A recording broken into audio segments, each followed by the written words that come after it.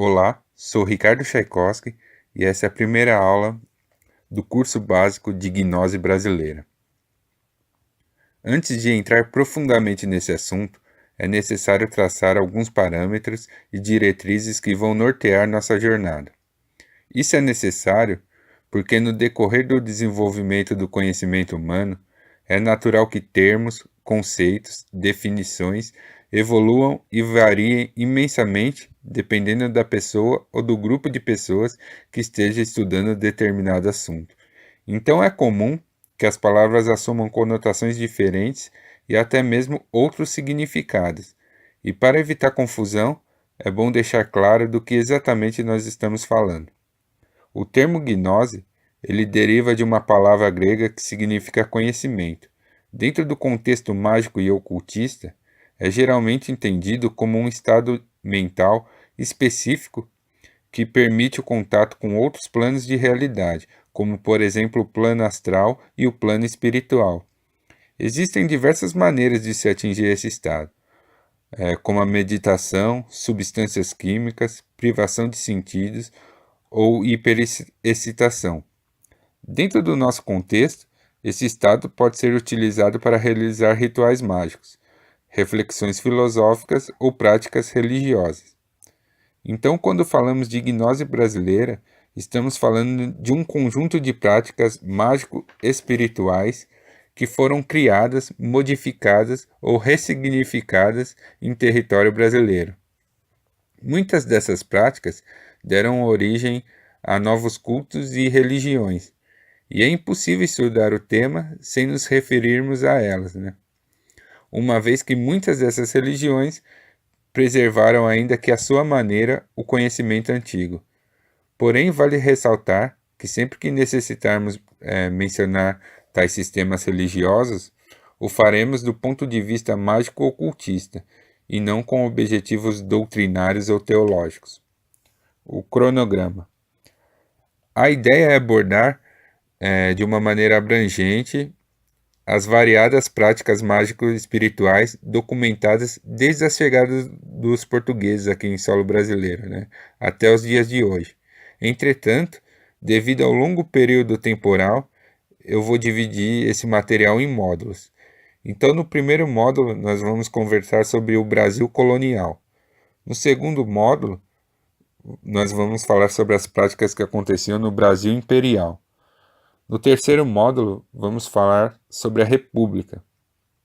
E no último, quarto módulo, nós vamos falar dos tempos modernos, que é como essas práticas são realizadas nos dias de hoje. Eu me comprometo nessa série de vídeos a passar pelo menos o conteúdo integral do primeiro módulo. Quanto aos demais módulos, vai depender da repercussão e do envolvimento, né?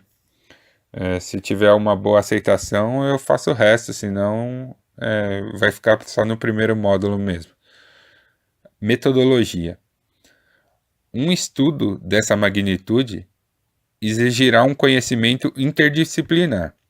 Portanto, vamos analisar tudo de diversos ângulos: história, arqueologia, geografia, antropologia, sociologia, teologia, filosofia e mais um monte de IAs aí, né? Então nós vamos se valer de diversos outros ramos do conhecimento que servirão de base. Porém, não se preocupe, a metodologia será totalmente tangenciada por técnicas ocultistas e só extrairemos dessas disciplinas o que for essencial para nosso desenvolvimento magístico. Em outras palavras, eu tomarei cuidado para que as coisas não fiquem maçantes e entediantes. Eu tentarei ser prático e objetivo, tá?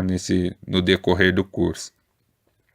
O que nós chamamos de magia brasileira é fruto da fusão de práticas místicas de diversas fontes, sendo que as principais delas são gnose indígena de várias etnias, tá? Incluindo os povos do litoral, os povos da floresta e os povos andinos. Achados arqueológicos fazem alusão que existia uma imensa troca de informações desses povos. Então, os povos da floresta e os povos andinos, eles tinham uma longa e próspera parceria, tá? Então, muitas coisas também a gente puxa ali da América Central e dos Andes ali, né? A segunda fonte é a gnose europeia, tá? Encabeçada pelo cristianismo, o católico e protestante, tá?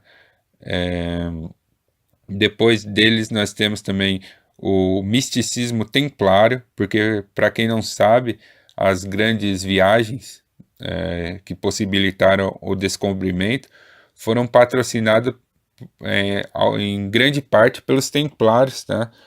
E os templários foram a primeira ordem mística que se edificou aqui no Brasil. A primeira ordem mística europeia que se edificou aqui no Brasil foram os templários, tá? Ou os dissidentes templários, né? O que restou dos templários.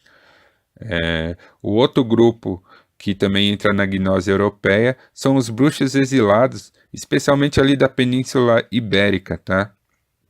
E tardiamente depois chegaram os judeus, também exilados, só que esses não influenciaram muito as práticas espirituais e os rituais, as feitiçarias, enfim, todo o contexto ocultista do período que nós vamos estudar aí no primeiro módulo, porque eles eram um povo bem fechado, né?